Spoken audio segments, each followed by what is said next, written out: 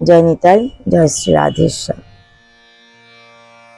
আগামী 23 তারিখ হচ্ছে পুত্রদা একাদশী, কিন্তু আমরা পুত্রদা একাদশীর ব্রত 23 তারিখ পালন না করে 24 তারিখ করব ব্যঞ্জলিকা মহাদ্বাদশী।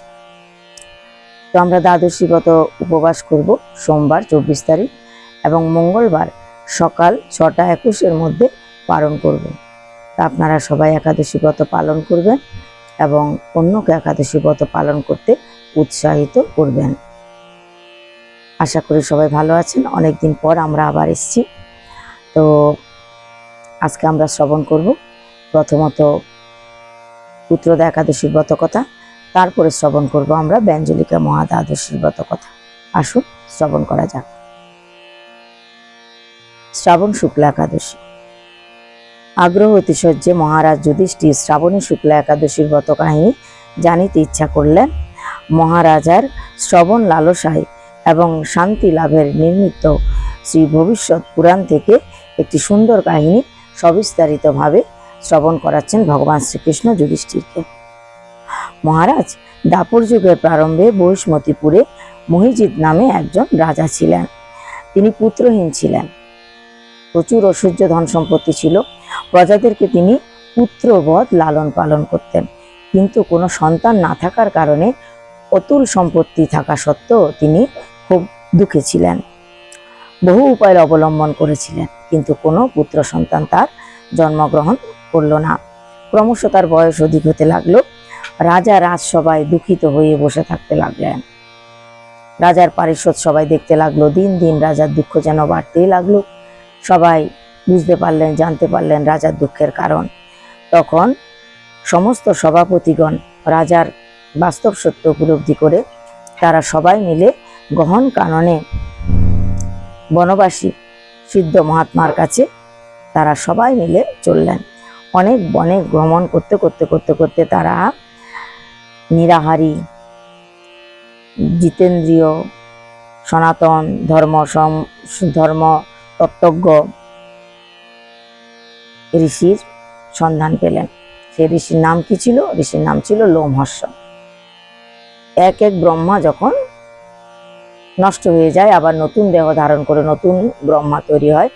সে এক এক ব্রহ্মার পতনের পর তবে গিয়ে এই লোমহর্ষণ মণির এক একটা লোম পতিত হয়। এরকম ভাবে এই লোমহর্ষণ ঋষি যখন সমস্ত লোম পড়ে যাবে তার দেহ থেকে, তবেই তার দেহের অবসান হবে। এ হচ্ছে লোমহর্ষণ মণি বা লোমহর্ষণ মণির আরেকটা ব্যাখ্যা দেওয়া যায় যে ভাগবত তত্ত্ব কথা শ্রবণ করতে করতে যার প্রত্যেকটা লোম শিহরিত হয়ে ওঠে, তিনি হচ্ছে লোমহর্ষণ মণি। 18 পুরাণের 4 বেদ, 18 পুরাণ, সমস্ত শাস্ত্রের যাকে আচার্য পরিণত করেছিলেন, আচার্য রূপে যাকে অভিষিক্ত করেছিলেন মহামণি ব্যাসদেব, তিনি হচ্ছেন লোমহর্ষণ। সেই লোমহর্ষণের কাছে তারা সবাই গেল। সমস্ত মুনি ঋষিরা গিয়ে প্রণাম করলেন। যখন লোমহর্ষণ মণি সুখাসনে বসে তার ভগবান চিন্তা চেতনার থেকে একটু বেরিয়ে আসলেন, তখন সমস্ত আমাত্যগণ রাজা সমেত তাকে প্রণাম করলেন, বন্দনা করলেন। সবাইকে তিনি আদর করলেন, অভ্যর্থনা জানালেন এবং তাদের আসার কারণ জিজ্ঞাসা করলেন।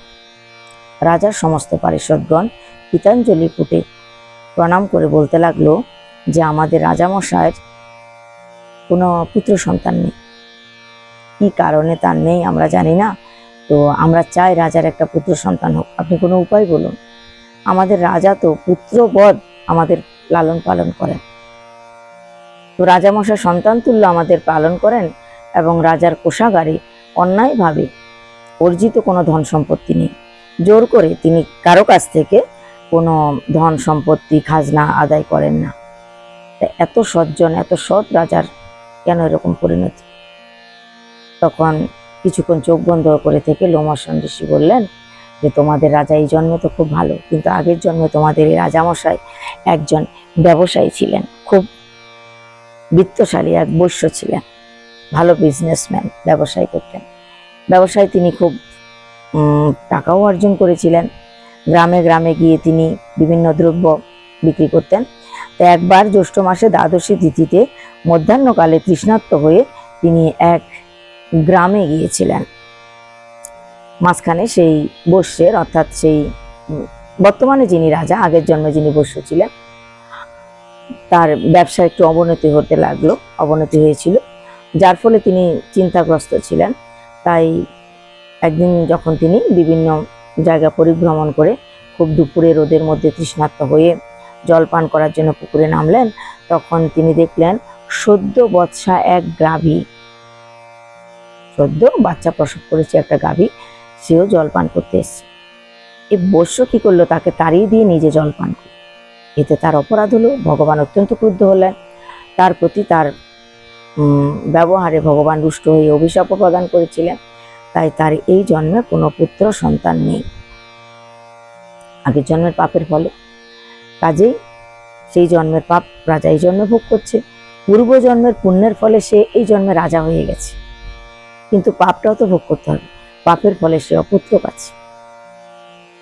সবাই মিলে হাত জোর করে ঋষির কাছে প্রার্থনা করলো, ঋষি মশাই আরে একটা তো উপায় বলুন। ঋষি মশাই তখন বললেন, শ্রাবণ মাসের একটা একাদশী আছে, পুত্রদা একাদশী, যান না। শ্রাবণ মাসের এই একাদশী পালন করলে ভগবান কৃপা করে তাকে পুত্র সন্তান দান করেন। তাই তোমরা প্রজারা সবাই মিলে রাজাকে সঙ্গে নিয়ে এই একাদশী ব্রত পালন করো। পরের দিন যথাযথভাবে পালন করো, নিয়ম পালন করে একাদশী ব্রত পালন করো এবং ভগবানের কাছে পুত্র সন্তান কামনা করো।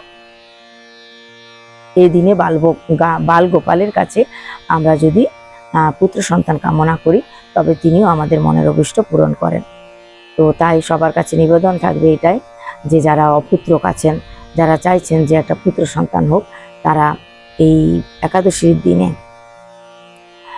বালগোপালের অভিষেক করবেন, পঞ্চামৃত দিয়ে স্নান করাবেন, বিভিন্নভাবে সুন্দরভাবে শৃঙ্গার করবেন, ফুলের মালা পরাবেন, চরণে তুলসী অর্পণ করবেন, সুন্দর ভোগ লাগাবেন, মিঠা লাড্ডু ইত্যাদি ভোগ দেবেন এবং ভগবানের কাছে প্রার্থনা করবেন, হে বালগোপাল, হে মধুসূদন, হে কৃপা নিদান, আমাকে একটা পুত্র সন্তান দাও।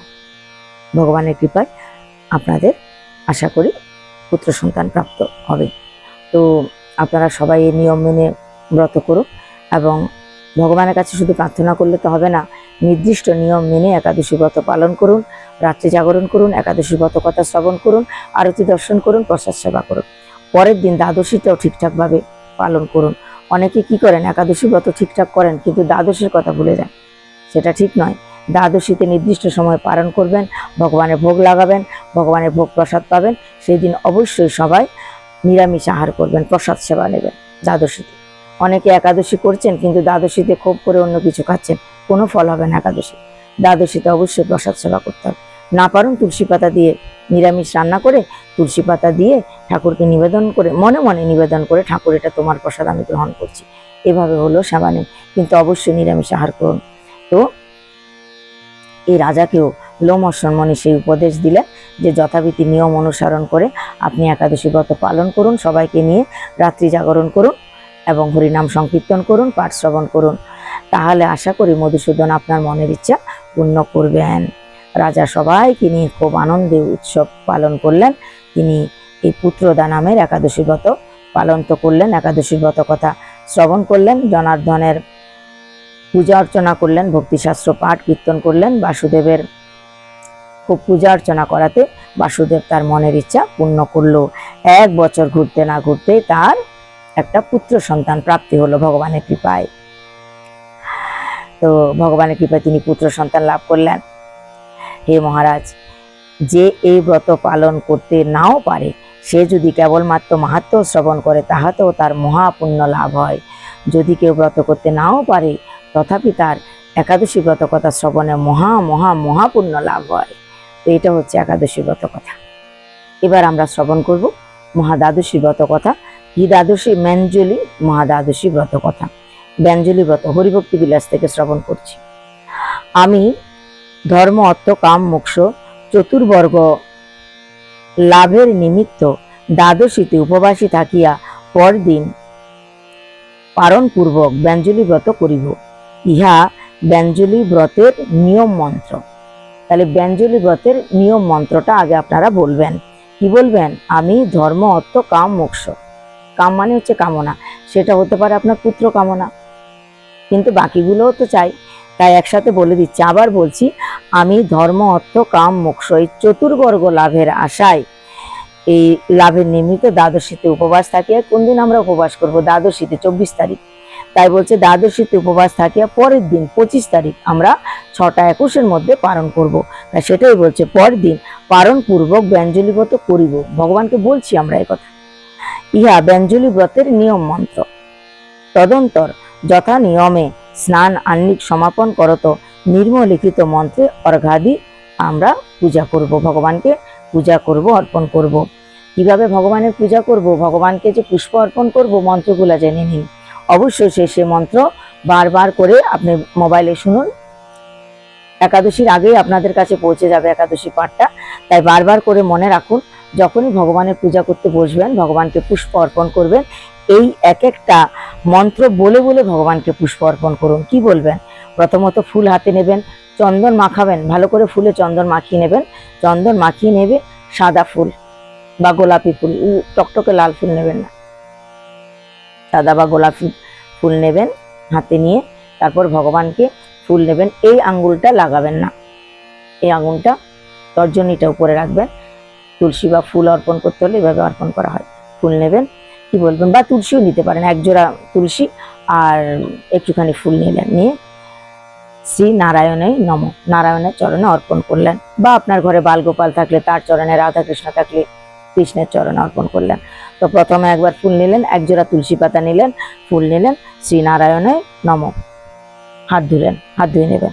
আবার আবার ফুল নিলেন, ফুল নিয়ে এলেন, চন্দন তো মাখানো আছে, তুলসী পাতাতেও চন্দন মাখানো আছে, একজোড়া তুলসী পাতা, আবার একটু ফুল নেবেন, আবার কি বলবেন, শ্রী কেশবায় নম, আবার হাত ধোবেন, আবার শ্রী মাধবায় নম, শ্রী কামাধিপতায় নম, শ্রী গোবিন্দায় নম, মাধব মুহূর্তে নম, বিশ্বরূপায় নম, কৌস্তব ধারিণী নম, বৈকুণ্ঠায় নম, শ্রী জ্যোতিরূপিণী নম, শ্রী সহস্র শিষ্যায় নম, শ্রী বিশ্বরূপিণী নম। এইভাবে এক একটা মন্ত্র বলবেন, পুষ্প অর্পণ করবেন, তুলসী সমেত হাত ধোবেন, তবে আবার তুলসী এবং ফুল নেবেন। এই নয় যে এক একটা তুলসী মানে একজোড়া তুলসী আর ফুল নিলাম, অর্পণ করলাম, আবার নিলাম, আবার না, প্রত্যেকবার হাত ধোবেন, প্রত্যেকবার হাত ধুয়ে আবার আপনারা, এই জন্য আমরা কি রাখি, পঞ্চপত্রটা কাছে রাখি, পঞ্চপত্রটা একদম বৈষ্ণবদের চাই, বারবার হাত ধুতে লাগে। তো এইভাবে আপনারা গোবিন্দের চরণে অর্পণ করবেন। এইভাবে পূজান্তে প্রণাম এবং প্রার্থনা করবেন। পূজা অন্ত হয়ে গেলে প্রণাম করবেন, গোবিন্দের কাছে নিজের মনের কথাটা জানাবেন। নারায়ণ, জগন্নাথ, পীতাম্বর, জনার্দন, মামুদয়, মহাবিষ্ণু, নরকার্যে সনাতনম, সপ্তকল্পগতং পাপং যত্র কীর্তং মম পূর্বজে, অনেন নাথ প্রদানেন সকলং তৎ পথ শুনতে, মুক্তি প্রায়ন্ত পিতর ময়াস জগৎপতে। হে নারায়ণ, হে জগন্নাথ, হে পীতাম্বর, হে জনার্দন, হে মহাবিষ্ণু, হে সনাতন, নরক সাগর হইতে আমাকে উদ্ধার করো। হে জগৎপতি, মদীয় পূর্বপুরুষ সহ সপ্তকল্প যাবৎ যে সকল পাতকের অনুষ্ঠান করিয়াছেন, এই অর্ঘ্যদানের দ্বারা এই পাপ ধ্বংস হোক। আমি যে অর্ঘ্য আপনাকে অর্পণ করলাম, এই অর্ঘ্যের দ্বারা আপনি সন্তুষ্ট হয়ে শুধু আমাকে নয়, আমার পূর্বপুরুষ যে 7 পুরুষ আছে কোথায়, পিতৃলোকে অথবা অন্যান্য জায়গায় যেখানেই আছে, তাদের পাপ নষ্ট হয়ে যাক, ধ্বংস হয়ে যাক তাদের পাপ, এবং আমার সঙ্গে তারাও মুক্তি লাভ করুক। আমি যেরকম এখন পুণ্য আত্মা হয়ে যাচ্ছি, আমার পাপ ধ্বংস হয়ে যাচ্ছে আপনার পূজা করার ফলে, তেমনি তারাও পুণ্যবান হয়ে যাক, মুক্তি লাভ করুক। ময়া তো ভার্গ দান এন যে চেন্ন পিতর গতা বস্তুত তৎসমী পেহদ্য দেবদেব জনার্দন। হে দেবদেব, হে জনার্দন, আমার এই অর্ঘ্য দানে আমার পূর্বপুরুষগণ আপনার সন্নিকটে বাস করুন, আপনার সন্নিকটে যেন আমার পূর্বপুরুষগণ বাস করেন। এই রূপে যথা নিয়মে পূজা ও আরত্রিকন্তে শ্রী গুরুদেবের পূজা করিবেন সন্তুষ্টে। কেননা গুরুদেব যদি সন্তুষ্ট হয় তবে ভগবান সন্তুষ্ট হবে। এই কারণে গুরুদেবের পূজা করতে হবে। গুরুদেব প্রীত হলে ভগবানও প্রীত হবেন, এতে সন্দেহ নাই। অতএব শ্রীহরির প্রীতির নিমিত্ত শ্রী গুরুদেবের পূজা করা উচিত। রাত্রিতে জাগরণ পূর্বক হরিকথা শ্রবণ, হরি কীর্তন আদি করা অবশ্যই কর্তব্য। প্রাতকালে পূজার দ্রব্য আদি শ্রী গুরুদেবকে অর্পণ করত যথাযথ নিয়ম অনুসারে ভক্তগণ সহ প্রসাদ গ্রহণ করবেন। ব্রহ্মবৈবর্ত পুরাণে বাক্যে আছে, ব্যঞ্জলি ব্রত ধারীগণের মধ্যে প্রবেশপূর্বক ভগবান অবস্থান করিয়া থাকেন। যারা ব্যঞ্জলি ব্রত ধারণ করেন তাদের মধ্যে যেন ভগবানও প্রবেশ করেন। তো এ হচ্ছে ব্যঞ্জলি ব্রতের ব্রত কথা আমরা শ্রবণ করলাম। তাই যারা পুত্র কামনায় বা ধর্ম অর্থ কামোক্ষ বিভিন্ন কামনা রেখে ব্রত করবেন, অথচ ঘরে ঠাকুরের ভোগ লাগাতে পারবেন না, অন্নভোগ দিতে পারবেন না, তারা অন্তত একটা, যেটাকে সিদা বা ভুজি পাত্র বলা হয়, চাল ডাল সবজি সব দিয়ে ভগবানের ভোগে যা যা আপনার সামর্থ্য মতো, সেটা কোনো মন্দিরে হোক বা যেখানে ঠাকুরের ভোগ হয় এমন কাউকে অর্পণ করুন, যেখানে ঠাকুরের সবাই এই দ্রব্যগুলো লাগবে। তো আপনারা সেটাও করতে পারেন। যদি অনেকে আছেন পুত্র কামনায় বা ধর্ম অর্থ কাম মোক্ষ বিভিন্ন কামনায় আপনারা পুত্র একাদশী ব্রত পালন করবেন, তো তারা কি করবেন, সমস্যা তাদের একটাই যে পরের দিন আমরা হয়তো জগন্নাথের প্রসাদ পেয়ে পালন তো করবো, কিন্তু দুপুরবেলা প্রসাদ ভগবানকে ভোগ লাগিয়ে খেতে পারবো না, হয়তো নিরামিষ রান্না করে তা আমি তুলসী পাতা দিয়ে প্রসাদ পাবো। কিন্তু তাদেরকেও অন্তত যেটুকু তাদের সামর্থ্য ওইটুকু দ্রব্য ভগবানের সেবার জন্য দান করা উচিত, যাতে করে তার দ্বাদশীর ব্রতটা সম্পূর্ণতা পায়, সম্পূর্ণতা যেন অর্জন তিনি করতে পারেন, সম্পূর্ণ পূর্ণটা। তাই যেটুকু তার সামর্থ্য সেটুকু দ্রব্য তিনি কাউকে দান করুন। শাস্ত্রত বলা হয়েছে ঠাকুরকে বড় ভোগ লাগিয়ে বন্ধু বান্ধবকে নিয়ে আত্মীয় স্বজন নিয়ে সেবা করতে, সাধুগুরু বৈষ্ণবদেরকে ভোজন করাতে, তারপরে নিজে ভোজন করতে। তো এতটা তো সবাই পারবে না, তাই অন্তত যেটুকু ক্ষমতা ওইটুকু আগে দান করুন সজ্জন ব্যক্তি দেখে। তো অবশ্যই, কেন আমি ব্রাহ্মণ কথাটা উচ্চারণ করছি না, ব্রাহ্মণকে দান করুন এই কথাটা আমি কেন বলছি না, ব্রাহ্মণকে দান করুন এই কথা না বলার আমার একটাই কারণ, সেটা হচ্ছে প্রত্যেক ব্রাহ্মণের ঘরে ঠাকুর ভোগ হয় না, প্রত্যেক ব্রাহ্মণ একাদশী ব্রত পালন করেন না, প্রত্যেক ব্রাহ্মণ ঠাকুরকে দিয়ে খান না। কৃষ্ণদা তারা তাদের যে গায়ত্রী মন্ত্র হয়তো জপ করেন না, হয়তো তারা মাছ মাংস মদিরা ইত্যাদি সেবা নিতে পারেন, তো এটা তার ব্যক্তিগত ব্যাপার। কিন্তু আমি যেখানে জিনিসটা দেব, যে দ্রব্যটা দেব, সেটা অবশ্যই যেন ঠাকুরের সেবায় লাগে, ঠাকুর যেন গ্রহণ করেন, ঠাকুরের জন্য দিচ্ছি, ভগবান যেন আমার দ্রব্যটা গ্রহণ করেন।